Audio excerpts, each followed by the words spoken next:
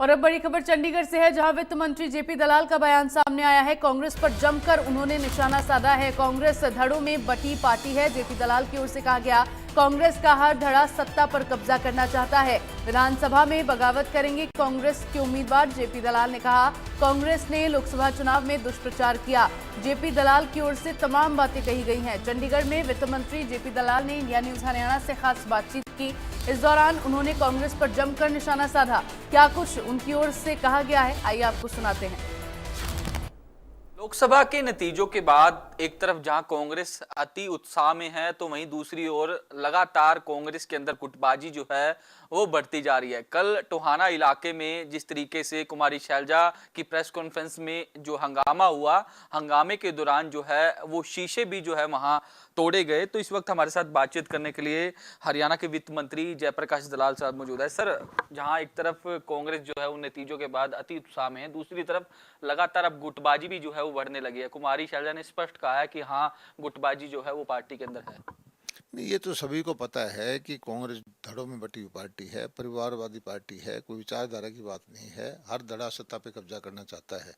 और कांग्रेस ने हर विधानसभा के अंदर तीन तीन चार चार पाँच पाँच उम्मीदवार तैयार कर रखे हैं।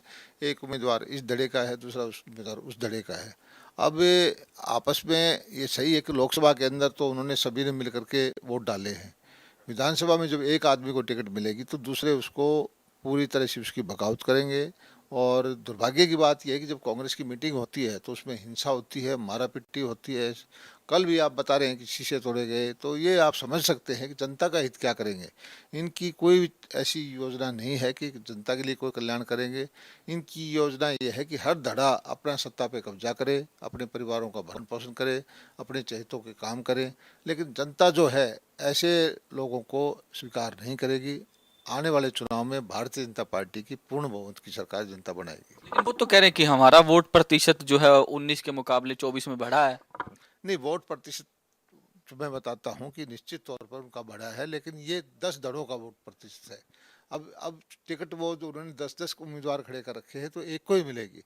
ये वोट कांग्रेस का नहीं है, ये उन उम्मीदवारों का अपना व्यक्तिगत वोट था। वो सारे उम्मीदवार जो है, जिस एक को टिकट मिलेगी तो उसको हराने के लिए लग जाएंगे। सर, आपने 2019 में 75 पार का नारा दिया था। अब कांग्रेस के प्रदेश अध्यक्ष कह रहे हैं कि 70 सीटें जो हैं, उन्होंने 70 का लक्ष्य जो है वो हरियाणा के अंदर दे दिया कि 24 के अंदर 70 सीटें कांग्रेस जीतने जा रही है। वो तो उनको ऐसा है कि अपनी पार्टी के बारे में कुछ भी कहने का हक है। लेकिन हमारा जो 75 पार था तो हमारी कितनी सीटें आई थी, तो 70 में कितनी आएंगी तो खुद अंदाजा लगा लें।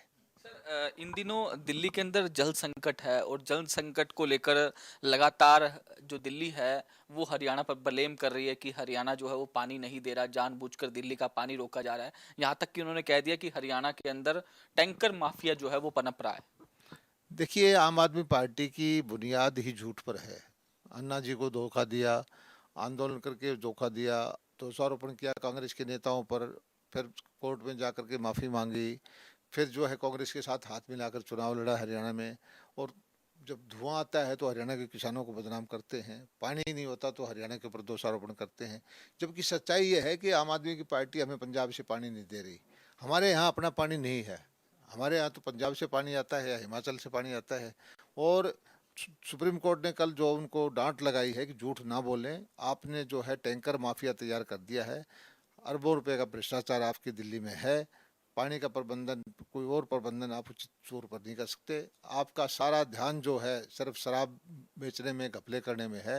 जनता की सुविधाओं के लिए आप टाइम नहीं देते और हरियाणा पे दोषारोपण करते हैं, जबकि हरियाणा मानवीय आधार पर उस दिल्ली के हक से ज़्यादा पानी दे रहा है। सर, एक आखिरी सवाल। अब 2 से ढाई महीने का वक्त रह चुका है, पहले लोकसभा चुनाव हो गए, अब विधानसभा चुनाव की बारी है। तो किस तरीके से जाएंगे, क्या वो मुद्दे होंगे? क्योंकि आपने कहा कि लोकसभा चुनाव में कांग्रेस ने दुष्प्रचार किया संविधान को लेकर, तो उसको अब किस तरीके से बदलेंगे? जो आपने कहा कि दुष्प्रचार किया था उसको हम जनता के बीच में ले जाएंगे कि कांग्रेस जो है वो झूठ। नहीं, अभी भी जनता ने स्वीकार किया है कि 10 साल में हमने अच्छा काम किया है, तभी भी अब आज बराबर के वोट हमें दे रखे हैं। इतने दुष्प्रचार गुमराह करने के बावजूद दे रखे हैं। वोट प्रतिशत भी बराबर का है, सीटें भी बराबर की है। और अब जो है, जो जनता समझती है इस बात को कि जो ये सारे धड़े इकट्ठे होकर के वोट डाला है वो धड़ों में बट जाएगा और हम जनता की और सेवा करेंगे। हमारा वोट प्रतिशत, हमारा लक्ष्य है हर विधानसभा क्षेत्र के अंदर भारतीय जनता पार्टी का वोट प्रतिशत जो है 51% हो। शुक्रिया हमसे बातचीत करने के लिए। तो ये थे हमारे साथ हरियाणा के वित्त मंत्री जयप्रकाश दलाल, जिन्होंने कांग्रेस की गुटबाजी पर कहीं ना कहीं कटाक्ष किया है। साथ ही साथ जिस तरीके से दिल्ली सरकार द्वारा जो पानी को लेकर आरोप लगाए थे उस पर भी जवाब जो है वो जयप्रकाश दलाल की ओर से दिया गया है। चंडीगढ़ से वीडियो जर्नलिस्ट जतिन के साथ साहिल रुखाया, इंडिया न्यूज।